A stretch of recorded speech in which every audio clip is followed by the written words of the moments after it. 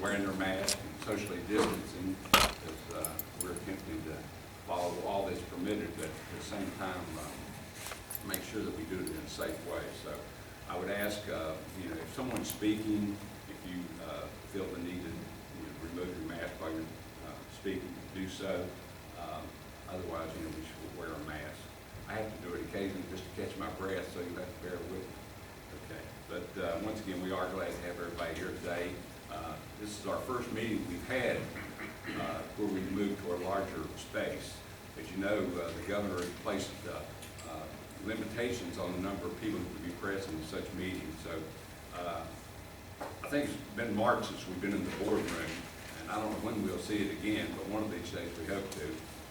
And we have been meeting in the computer lab when the limit were 10 people could attend. But now that the number is 25, and we're getting closer to the beginning of school and the employment term, we felt that we needed to move in a space where people could come and address the board or just listen to our board meetings. So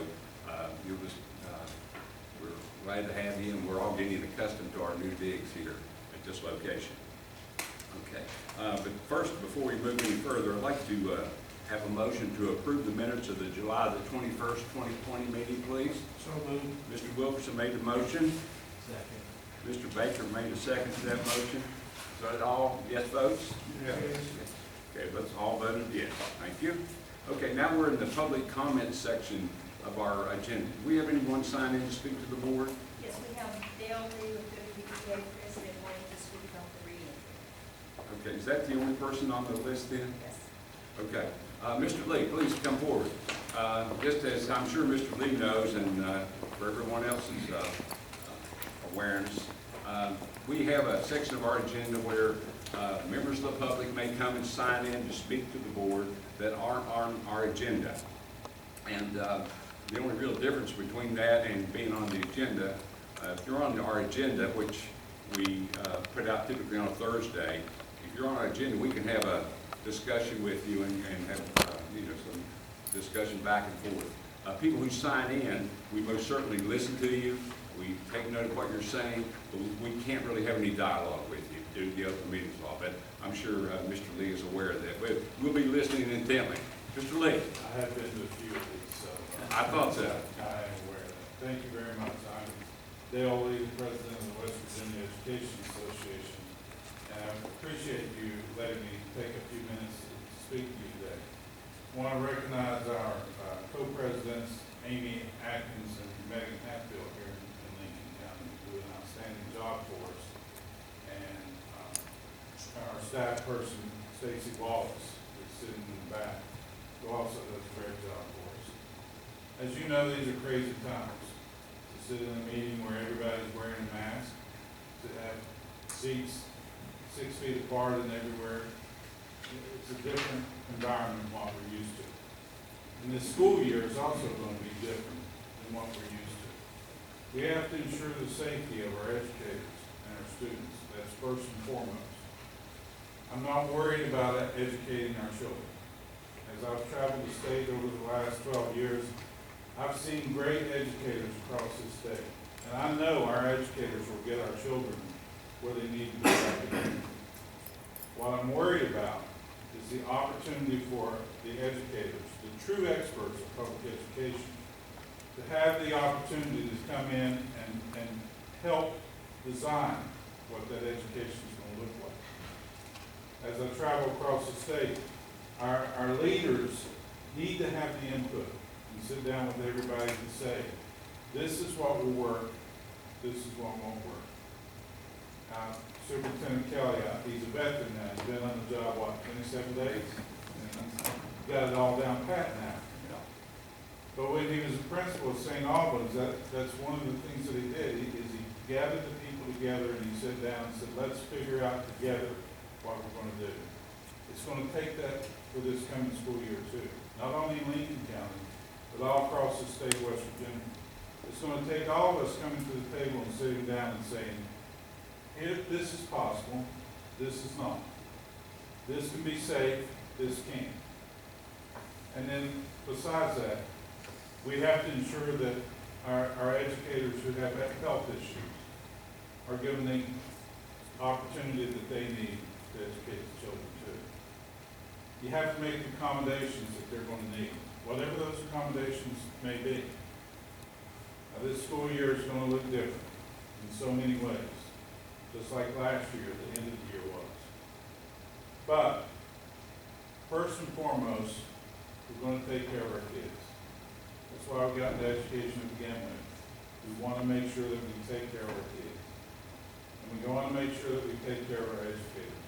Put them in safe environments. Put them in a position where they can do what they do best. And that's educate these young men.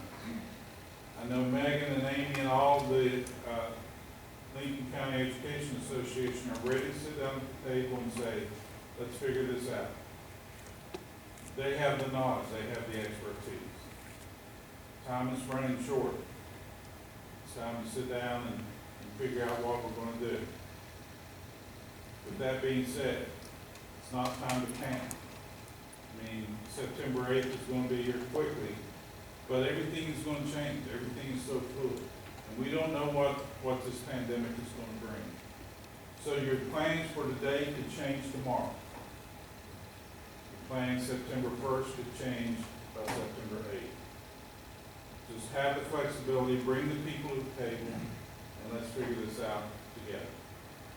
WBEA is here ready to help in any way we can, because our educators and our students always come first to us. Thank you for the opportunity to speak. I know you can't respond. That's okay. I can see by the head noddings that we are going to all go in this together and work this out. So thank you so much. Thank you. Appreciate your comments, Mr. Lee. Thank you. Okay, did anyone else sign in to speak with us today? No. So that was the only person we have signed in. Now, under presentation reports, we have several presentations to be made today. And the first one deals with the board and the virtual county board member training. As everyone knows, or those that don't know, all the board members know, school board members must have a minimum of 7 hours each year as a part of their services required by law. Typically, that's done through the West Virginia School Board Association, Dr. O'Call, and usually in the fall we have a conference in Charleston that lasts for 2 days, and then in the spring there's another one that does the same thing.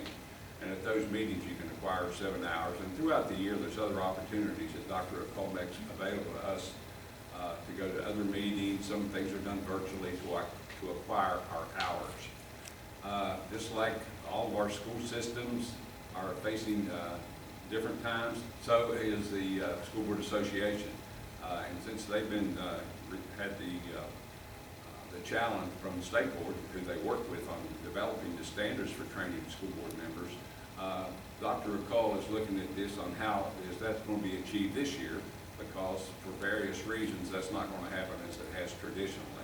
So he has asked us, and I think everyone has received an email from Howard O'Call about what our preferences are from each county board. And what I need to do is to get the preferences of you guys, and then share those with Dr. O'Call by the end of this week. So just as a reminder, or I'll just summarize the 4 options that we have available to us. One would be live streaming of content. Now, this would occur in real time. I envision that to be something like when we go to the conference and we have a guest speaker, and that person speaks to us for a couple hours. At the end of that, we're able to ask questions, they respond, and so forth. Be similar to that in format, because this would be set up in such a way that we will all be participating in the same room, and at the conclusion of that, we would, obviously we'd be able to see what was going on, and they would be able to see us, that we would then have the opportunity to ask questions of the presenter. So that would be one option. Now, remember, we're talking about 7 hours over a couple of days. And I know when I had a follow-up with Dr. Cole about this very thing, he does not envision that to be a consecutive online session, one right after the other. So neither do any of us, I don't think. But that's one option, where we would have presenters that would do that, and we would meet as a virtual group. The other would be go to a webinar in Microsoft Teams. These would be similar to the first one, this virtual training format provides a means for small and large contingents of members to participate. So where the first might be more limited to just us seeing someone and responding, this we have more interaction with other county board members that would be present at that session. Once again, when he and I were speaking, he was seeing both of these in the neighborhood of being 2-hour sessions.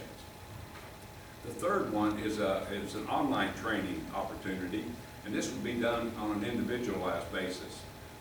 You can do this from your home, and it might be similar to some of the things we've done before, where we would be given things that we do at home on our computer, and we do a session, and maybe at the conclusion of it, we give our evaluation of the session, something like that would be done. So that's the third option. Then there are also training cohorts. Now these next, there's actually 5 of these. There's training cohorts and like county training cohorts. One would be a number of county boards would gather together for a particular topic. So they typically would be probably within a geographical reasonable distance, but they wouldn't have to be. You just have to decide where you want to do this. And the counties there would all chime in on certain topics. They have an interest in something. And that would be a cohort. Then to have one of the like counties, that might be like our ESC group, our counties, our 5 counties in our ESC. We would maybe meet as a group and have a cohort that way. So there's 5 options here of how you would like to do that. I envision it being some way of us communicating with him how we would like to get our 7 hours this year. Now, it's up to you all what you think. We can do that by having a couple of sessions on a day where we meet in a space, maybe at the high school or somewhere like we did with our superintendent interviews. And there's 2 training days that presented from Charleston or wherever they might be, and we would get 4 hours. And then the other 3 hours could be, well, we could do 6 hours of that for that matter. And then the other hours could be done on an individualized basis, or it could be done in a cohort with other counties. So I'm just looking for your thoughts on how you would like to do that. Anybody have anything particular? I prefer option 3. Okay. Is that the individualistic Yes. type? Okay. That's very common today. That's how most mandatory, or a lot of mandatory educational requirements are filled. Our West Virginia State Bar waived our in-person requirement, and we are allowed to fill our complete 24-hour requirements online to prevent unnecessary in-person contact. So I think that's probably, I know that's the method I prefer, but I think that's probably the way most organizations are doing mandatory education these days. Okay. All right, the example that Mr. Baker has given us now, 2 things about it. One, there isn't any opportunity for question and answers. And the other is at the conclusion of that, there would be some type of evaluation of the session. It might be some questions that are asked of you, maybe I don't see it as much as testing you to really watch it, as much as getting your input about the content of what was there. But Mr. Baker's indicated he would like to see all 7 hours Yes. provided that way. Anybody have any other thoughts? I would see the live stream, reason so, again, the first year board meeting. I felt I needed interaction with folks, who understand what my role may be. Now, there's a couple of those, Mr. Snyder. Now, one would be, Either one or 2 times. yeah, but I mean, with the one where there's a presenter there, and wouldn't have to be all 5 of us, several of us, listen to that presenter. At the end of that, there's some dialogue, not question and answer back and forth. Would you see that as being a way to obtain all of the hours or some of the hours? Partially, I'm sure I think all 4 or 5 of them, but sometimes maybe half, depending on what we're looking for, we want to do. All right, so it's possible that you could have a session or 2 like that, and then several sessions of individualized way, or, I don't know what the numbers would be, but something like that. I just like to be able to communicate with other board members and other parts of the state. Okay. Live stream, okay, Well, I'm for live streaming myself. okay. Ms. Wilson, okay, live streaming now. To do that, would you all have a preference? Would you like to acquire all your hours that way, or 4 of them, 6 of them, and then do the other individualistically, or what? Well, do we have to make that decision now? Well, I need to, by Friday, I need to tell Dr. O'Call what our Lincoln County's preferences are, because he has to gather all this information statewide to begin to, what they have to do after they've gotten input from the counties, then the school board, there's a group of them that are training, do the training part of that. They then have to present that to the state board. The state board has to approve the method we're going to use. So ultimately, the state board decides how we are permitted to get our training, but the school board works as a vehicle for them to get there. So he needs us by the end of the week to say, here's what Lincoln would do, what we'd like to do, and then he can kind of compile those. And then the group that works with the state board said, here, as the 55 counties on the whole would like to do it this way. And it might be, I don't envision it being all one way. I think it will probably come down to where there'll be several options. And now he hasn't told me this, but it's kind of the way I see it, that there might be numerous opportunities for maybe a day or two where they're going to do some of the live streaming where groups would get together. And I don't really see more than 4 hours on those. And I know when he and I were talking, nor does he. He doesn't think people will want to sit, for a longer period than that. But then some of the others could be just I watch something online at my own home. And then Online would be fine with me. so what if we did a combination of those two? Yeah. The only thing I would ask is that if, I'm with you, I think it's gonna be a blend of the 5. I think we're gonna have a little bit of everything available, depending on what fits everybody's schedule best. But to the extent they're able to take this into consideration, some board members, myself being the one, have a day job. And when we have afternoon meetings, if we have training in the afternoons or during the week, that means I miss time from work that I get to make up. Our typical training sessions are in the evening and on weekends. Our normal Charleston session starts late Friday afternoon and runs into Saturday. Well, yeah, the first one will be at 1 o'clock, so it'll be one session in the afternoon.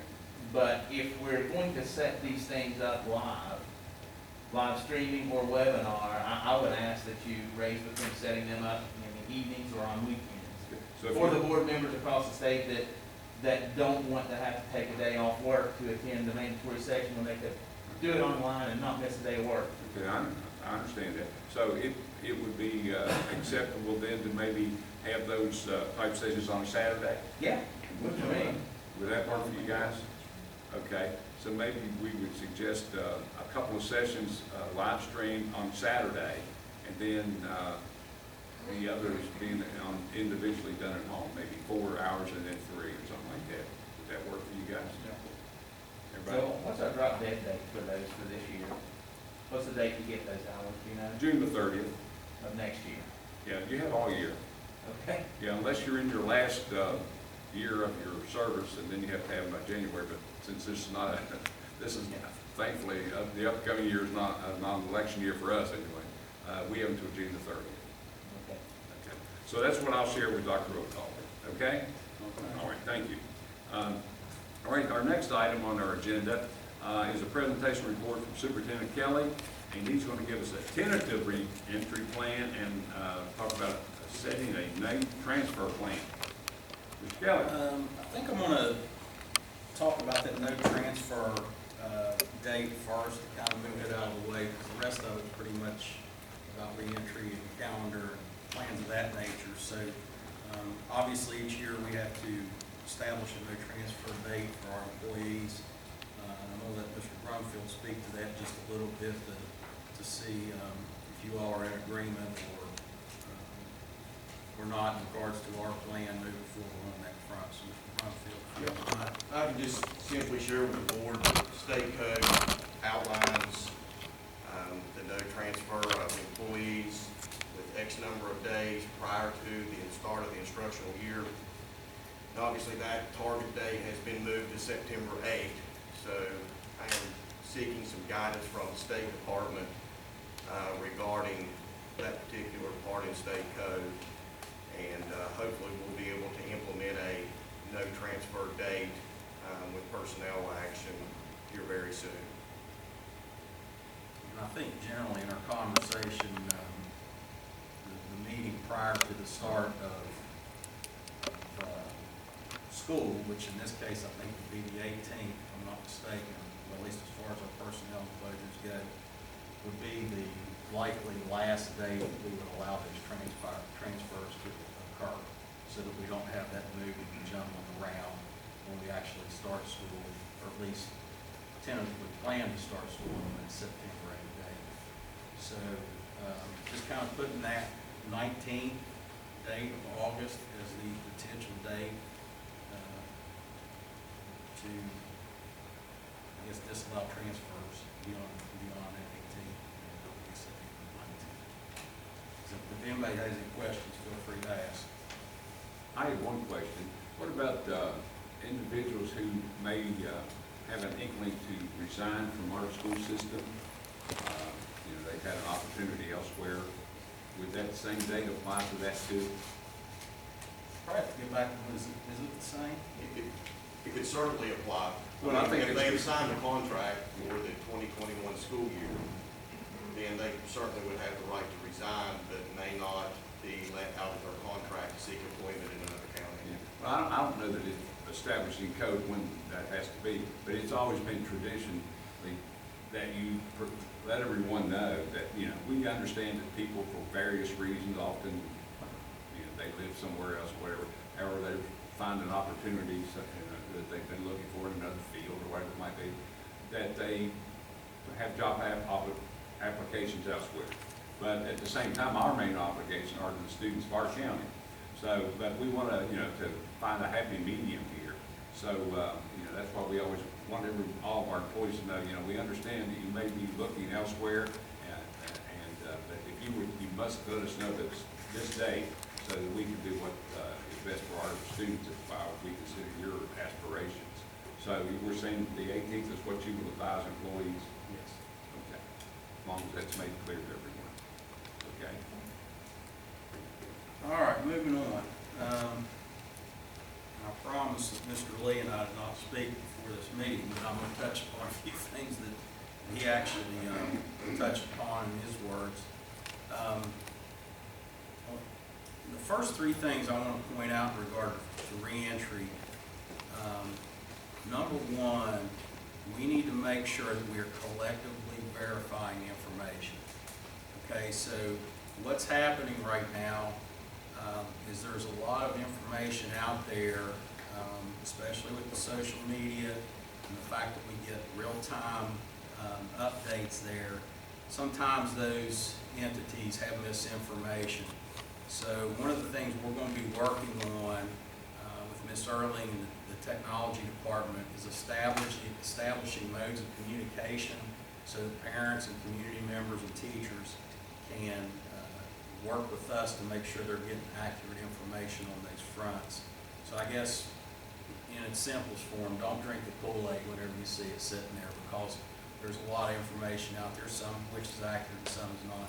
Secondly, I would urge everyone to remain calm over the next 41 days. We're going to be presented with challenge and issue after challenge and issue, weekly if not daily, and probably the closer we get, it's probably going to be hourly. How we respond to those things is going to impact our effectiveness, and our greatest ally in this thing will be our composure. So, we need to make sure that we don't have, reactive behavior when these things hit us, because we're going to be dealing with a lot.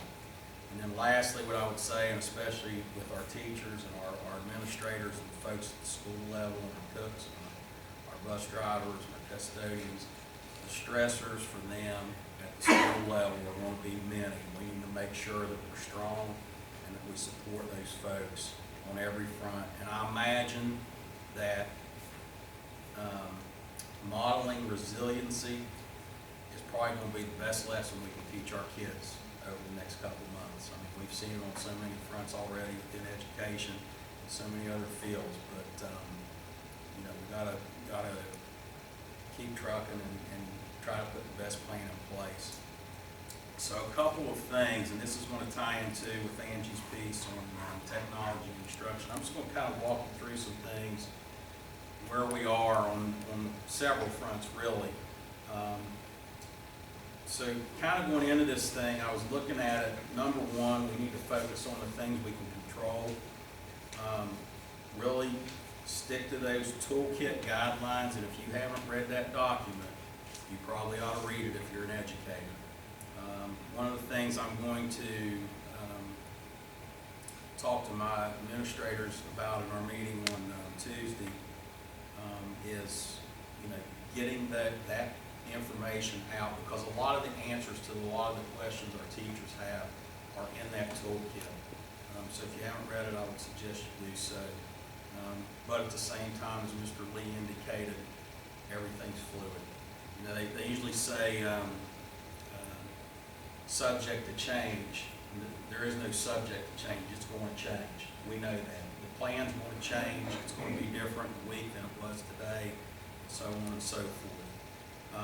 We are going to try to drive as much of the decision-making down to the school level as we can. We feel that our administrators and our staffs there are probably the most knowledgeable people in regards to the inner workings of the school. So to what degrees we can, we are going to drive the decision-making down to the schools and ultimately focus on the process moving forward. A couple things, when I started on July 1, one of the first things I wanted to do was establish contact with our principals, and I met with them, I think on the 7th, no, I'm sorry, my first contact with them was on the 2nd. I've since met with all of them, or talked to each of them on the phone, and then we had our first elected principals meeting on the 21st. In that meeting on the 21st, I requested several items from them, but two things I requested from them. One was their faculty chair contact information, and the other was a parent representative either from their LSIC or some other group organization that they have there. I've received that information from them, and I've begun to contact the faculty chairs, or faculty senate chairs. I also met with members of the organizations. That might have been on the 20th, and got some feedback from them. And you know, one of the things that Mr. Lee touched upon, you know, was the school-based individuals being engaged in this process. And in that meeting on the 20th, and it may have even been Ms. Hatfield back there, if I'm not mistaken, brought it up about having reentry teams at the school level. And that's going to be one of the conversations that I have with principals in next week's meeting, and that they need to start developing those teams now so that they can start to tackle those things once they get back into school, and probably actually before that. The immediate issue among the hundreds that we're facing is the calendar piece, which I think is really the piece that we need to get out now. Ms. Erling and Mr. Brumfeld and myself spent quite a bit of time on the calendar yesterday, and we've given that to you, and we sent a copy of that to the department just to kind of get a preview before we brought it to you, and they said it looks good. And it looks different than anything we've ever seen before, but as far as the requirements, it meets the requirements. But they asked if we bring it to the board for review. You do not have to approve another calendar at this point, but you now have a snapshot of what that looks like. And generally those OS days that are at their end of the year have been moved up front. You'll see them, I think they start on the 17th. And the reason we front-loaded those is so that we could get our teachers paid on that end of August paycheck. Mr. Scott, we don't have copies of that. I see that Mr. Priestley has one. Angie's got some here that she'll give you. One of the things that, well, really our number one goal in regards to the calendar was making sure that our teachers and 208 employees' pay would not be pushed back a paycheck for a pay period. So that's why you see those OS days front.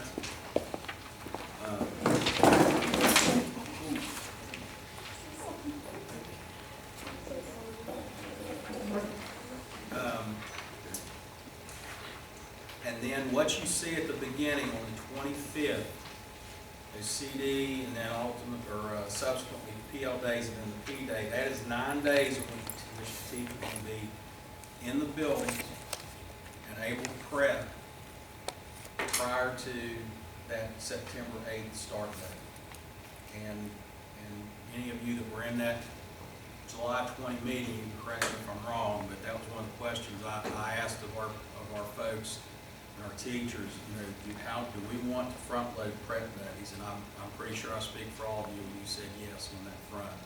So we had a discussion this morning in our cabinet meeting.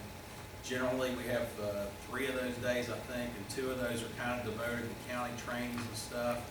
And we're going to stick to those 2 county training and PD days, and then we're going to provide those other 7 to the schools to use how they see fit to prepare for that September 8th day.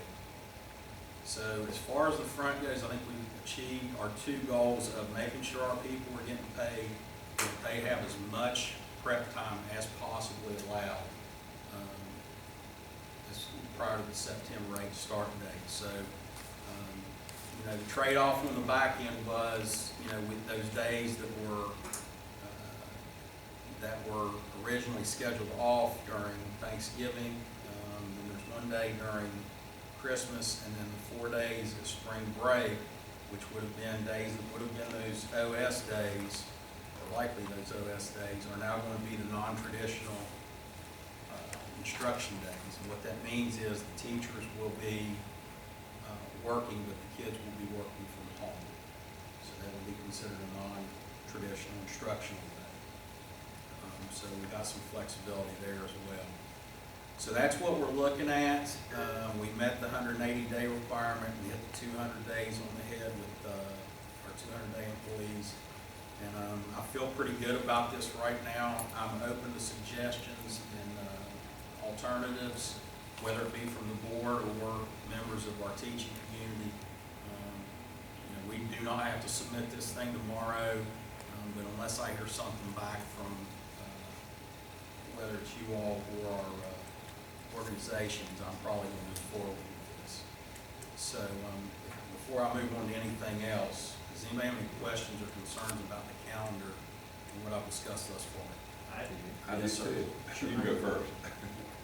So, when we get the blizzard of 2021 and we miss 7 days of school, where do we make it up in this calendar? We won't. We won't. There's no provision for that because No, we sir. front-loaded our OS days. Correct. So initially, we're setting our kids up knowing, I mean, we haven't had a year since I've been on this board that for whatever reason, we haven't missed 3, 4, 5 days due to weather-related conditions. Well, the difference now that there are provisions for these non-traditional instruction days, and assuming that we do not get a blizzard in September or October, by the time we get to January, February, at that point we should have acquired our one-to-one technology, and our remote learning capabilities will be significantly increased. I mean, what we're going to eventually end up with is these snow days are not going to be there. I don't know how that's going to look in policy or code or whatever, but we'll eventually, and there might be 2 or 3 years down the road, but we're eventually going to see a change where those are not counted as missed days if we can show that we're able to effectively instruct our kids while we're having a snow day. And that's my issue now is I had 2 kids in our school system, 1 graduated, still have 1 left, and I know that this was dropped on everyone. I know that there's been a lot of changes since then. But as far as the non-traditional learning days, we need to really pick it up. And I know Ms. Erling's going to talk about that. I know that you and I have attended meetings where different avenues for online learning have been discussed. It seems to be very effective, but we need to do something much different than we did last spring because that wasn't effective in educating our kids. So from my perspective, being somewhat traditional, what I see is we're relying on, one, the hope that we don't have a wild winter. Two, the expectation that our technology is going to be a lot better by then, and we're going to be able to effectively instruct. But if either the first happens or the second doesn't happen, it's our kids that aren't getting educated. So being the cautious planner, the one that always builds a contingency in, I'd like to see, and I understand, you can't set this calendar up without front-loading these days, otherwise the teachers don't get paid on the schedule they're used to being paid on, the schedule they would have gotten paid on had our start date not been moved up to September 8th. But I also don't want to see our kids shortchanged more in the opportunity for education. I don't know how we fix that. I don't know if we add days. I don't know what we can do. I don't know if there's going to be relaxation of the 180 calendar days that are required for the kids, in which case I still don't want to rely on that. I want kids to get instruction. But it concerns me that there's no margin for error here. None. There's not. There's not. I'm not going to tell you there is because there isn't. But I will tell you this, one of the things we discussed today about these first 7 days is we're going to start that conversation about the non-traditional instruction days then. So when those teachers are back on the 25th of August, we're going to start having those conversations then about what that looks like. And they're going to start planning then for those days. And they can start planning for 5 additional snow days and what have you. And it's not going to be perfect out of the gate. I assure you of that. Well, I understand. But talking, you're talking to a guy who went through this in his former role when we started one-to-one, you're going to be pretty shocked in about 3 to 5 years at what these teachers are rolling out in regards to lesson plans on days when we're out of school. They're going to really surprise you. The resources are endless. They share, they talk to people from not only other schools in the county, but other folks in other counties that go to trainings. They hear from people all over the country. It's not going to happen overnight, and listen, this is going to be one more thing that we face out of the gate, and we'll get through it. And what I've told our people is, if we're at 62% functionality on day one, we ought to be at 63% on day two.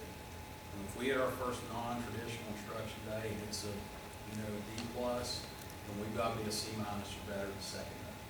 And that's all we can ask our people to do is to digest this stuff and get better each day. Go ahead, please. I need to take the mask off. I have several things. One, the first would be, I understand the rationale by moving the OS days to the front. I understand it totally. However, state code says that 4 of those must be after the 130th day of the year, the instructional year. How is someone voided that law or something? Well, they've waived so much or given us I the mean, who ability. has the authority to say you don't have to comply with that? Well, I imagine the department is given that authority, and I don't want to put you on the spot, Ms. Erling, but I know you're engaged in this heavily every year, but they have given us that latitude on basically every level that I can tell at this point in regard. I mean, we sent this to them before this meeting for that very reason. I understand that, but, okay, anyway, that's, and once again, I am not, I understand what's being done here and why you submitted this. I'm just saying, based upon the law in prior years, that's the law, that you cannot, back when the OSE law provision first became in effect, we had county school systems that took advantage of it, so to speak.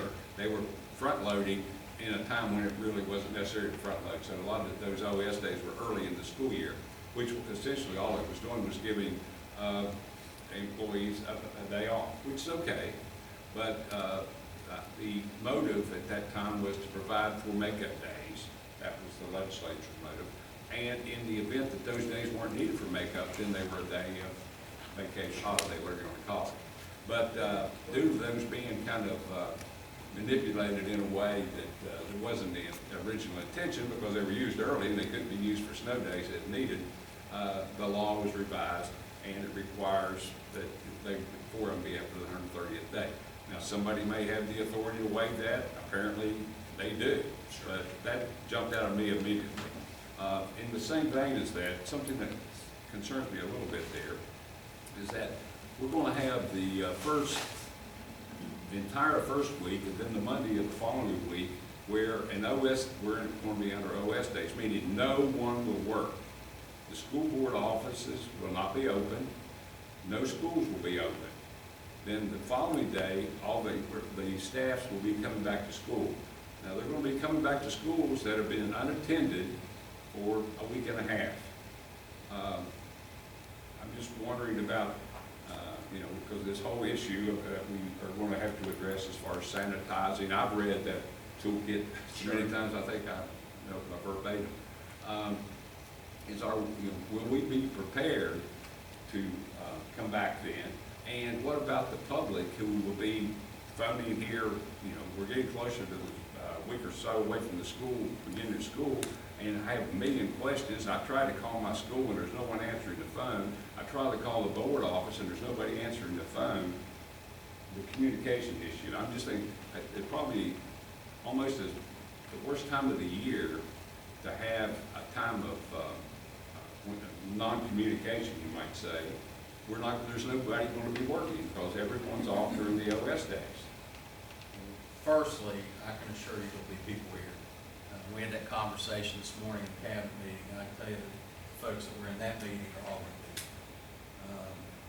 I can tell you one guy is definitely going to be here every day. In regards to the,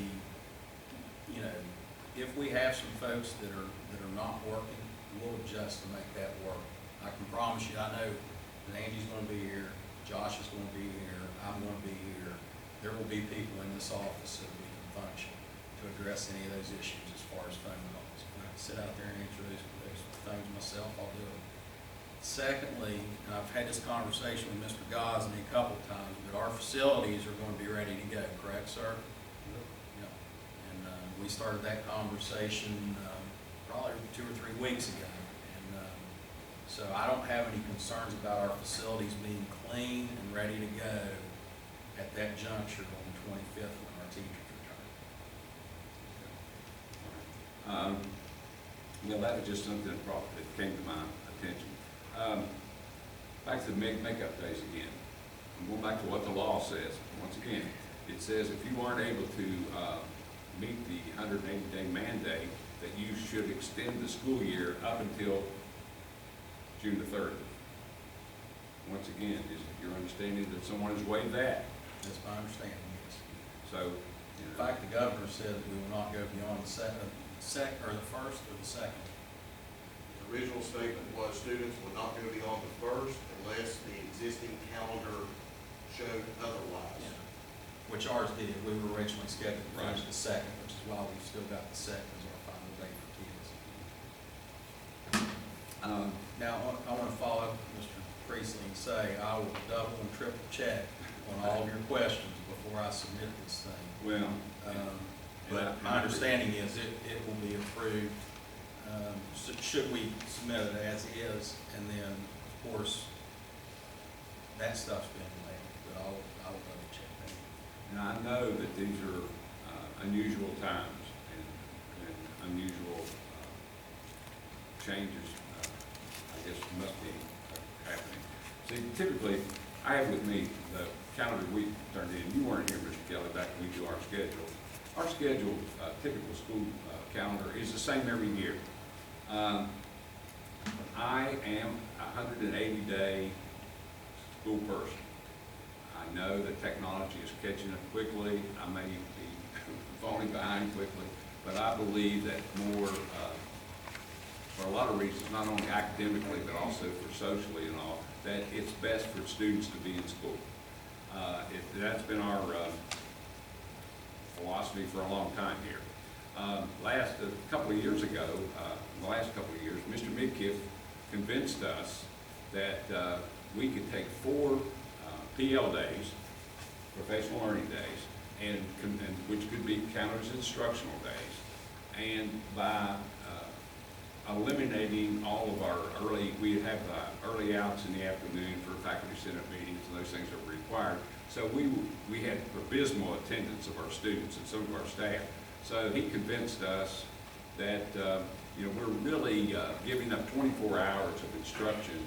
But if we just give up those 4 days, we can accomplish a lot more. We can plan for staff development down to, that are set days in our calendar and do a lot of things. So,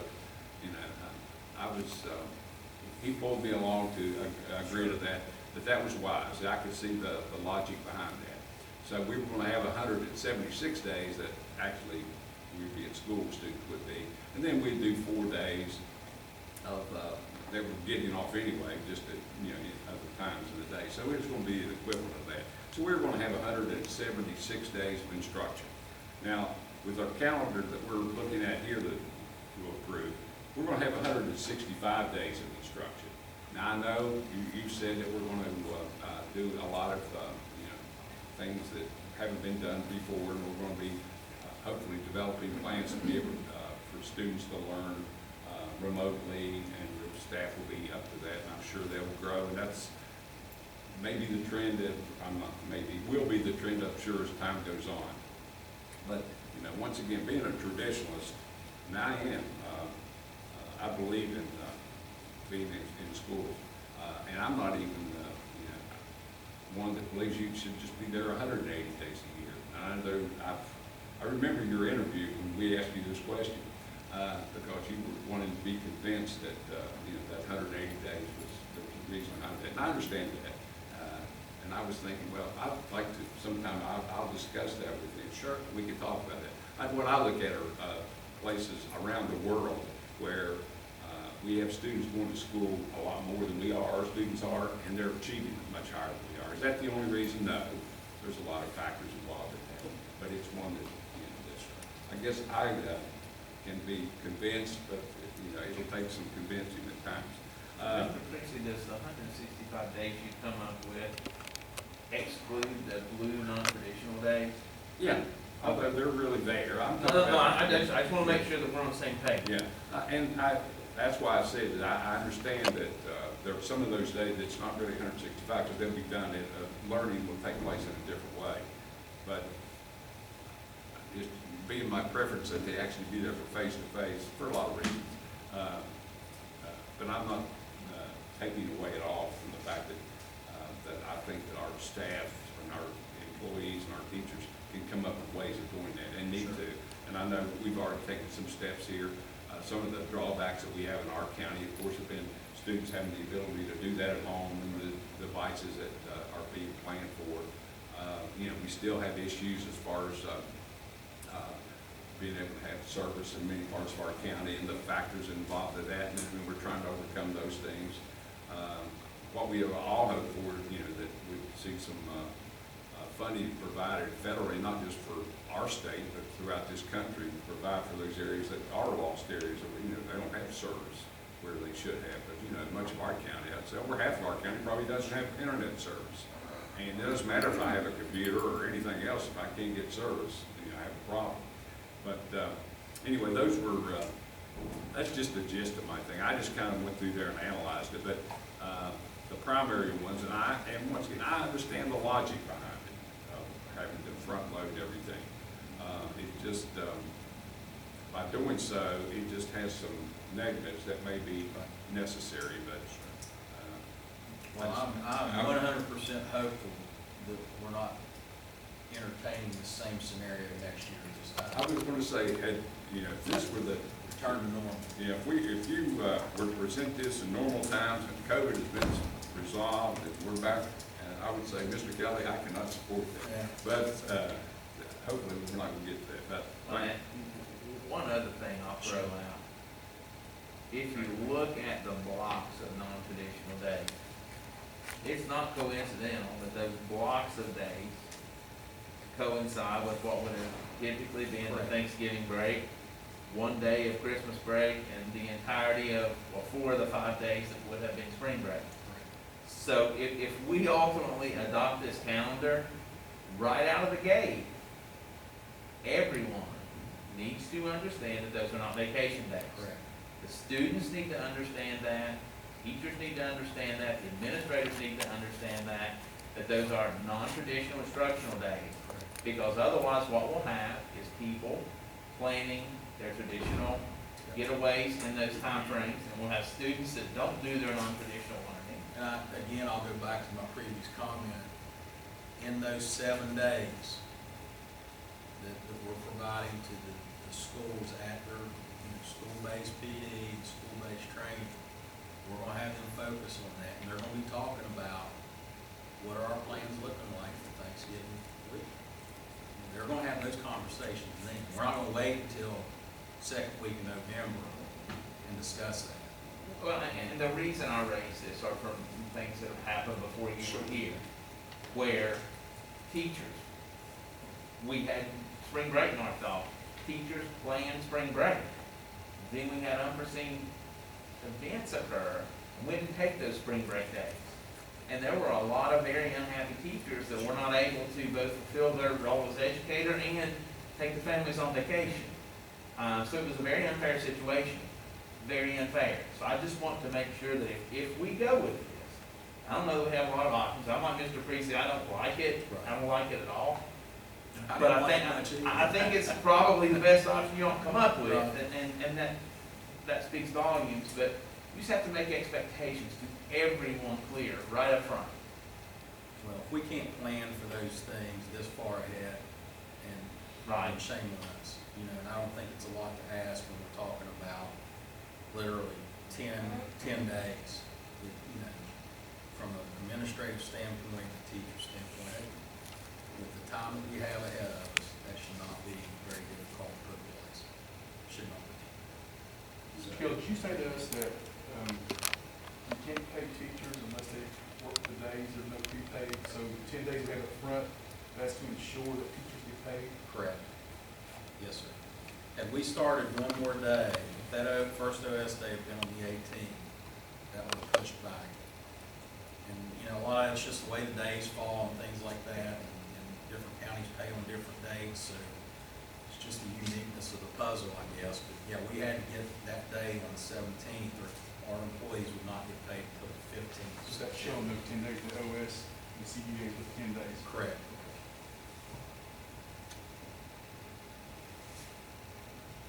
That's my question. So now that we've got that piece out of the way, let's talk about the first 3 weeks of school. So,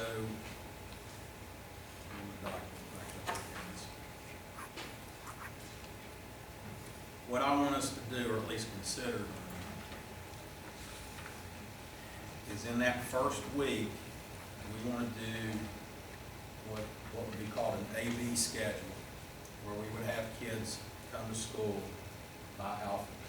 We'll have to look at the breakdown in numbers, but we might do class names A through L, come on Tuesday and Wednesday, in the 8th and 9th, and then the other half of the alphabet comes on Thursday and Friday. Now the reason we're going to do that is it's going to be a heck of a lot easier for our staffs to implement these procedures with half the student population, whether it's getting them off the bus and moving them from the bus to the single entry point, to whatever classroom they're going to go to, or whether they're talking about moving from classroom to classroom, how we're going to use the restroom, how we're going to go to lunch, how we're going to exit the building at the end of the day. I'm certainly going to spend the first week doing all of that stuff. Then we'll have to come back in that second week, and I want to stay on that A-B schedule for week 2, so that we can actually start school and get all that stuff that we generally do the first week of school done the second week. Again, as we get closer and we establish these reentry teams and our principals are working with our staffs, we'll know a little bit more about what all that's going to look like. Right now, I don't have an answer for what getting off the bus at Ranger looks like in comparison to getting off the bus at Duval. Okay, so we're talking about 2 different animals there. But if we can get through those first 2 weeks and get our processes in place, and then get school situated so that we can function in school, then on week 3, I want us to come back and bring everybody. Now, that's assuming that everything goes all right in weeks 1 and 2. If we have to extend an AB schedule into week 3 or week 4, we can do that. We can do it on the fly. We already have it in place, everybody will know how it works. But if things are going well in week 1 and 2, then I want us to come back and bring everybody in week 3. Now, when I say everybody, that's everybody that's going to do face-to-face learning. So you've got to consider, and I think Ms. Early, you sent those numbers out to them, correct, on the survey data? Did they To get that? principals, I didn't to board members. Okay. So what that data told us was that 29 or 28%. Oh, they have a handout. Yes, we have to go down. Yeah, so there was, I believe, somewhere around 28% that went face-to-face instruction. And I think there was another 26 or 27% that wanted a blended, and then we had another percent that wanted full-time virtual. So I think we have around 50% of our parent results, thank you, sir. It was, yeah, about 49% that want some aspect of face-to-face learning. So, again, that means we're gonna have a lot of kids that aren't there. So we take a place like Lincoln that's, 850 kids traditionally, I think. If we only have 50% of those kids show up, we're looking at 425 kids in that building. So that won't be too much to digest if we have all of them there, and there's only 50% of them. The first couple of days, we should have 250, 300 kids in there. So, again, that's just kind of my plan. Again, I've got to talk to principals next week. I'm talking to faculty senate chairs. I talked to my first one today. I've got that list of parents. I've got to talk to them. So as we get more feedback from them, but just from the conversations I've had at this point, that's kind of what my gut tells me we ought to do coming out in those first 2 weeks, and then see how it plays out. So thoughts or questions on that front? I do. Sure. And I've heard a lot of things today for the first time visually. What does the fully virtual or the blended virtual option look like right now? We understand what the face-to-face looks like. It's Right. AB schedule, first 2 weeks, everybody that wants to attend face-to-face full-time week 3. What are our options for the non-traditional? Okay. I know Ms. Irwin's probably gonna talk more about that, and she may be the is. appropriate person to address it. And I'm going to turn it over to her in just a second on Okay. that front, so get ready, you're about to get the baton. Number one, I want to tell you, she's done a heck of a job for us on this front. I mean, it's daily. And trust me, there are plenty of people out there that want to be our virtual school provider. Oh, yeah. They're beating down our doors right now. One of the good pieces of information we got recently is the department has decreased the cost on their program by almost 50%, if I'm not mistaken. So that's going to be a big help to us. If we decide to, $200. that was, I believe, 2,200 previous, and now it's going to be 600 per semester. So that's that was good news. Now, whether we want to go that route or not, she's got a couple more things she's got to look at and I'll let her talk about it. But I wanted to say before I turn it over to her, she's done a really good job of being methodical and going through these different options. And so, anyway, Angie, I'll let you speak now to that, and Thank you. you're the expert on that front. Just in case I forget before she starts, the 600 that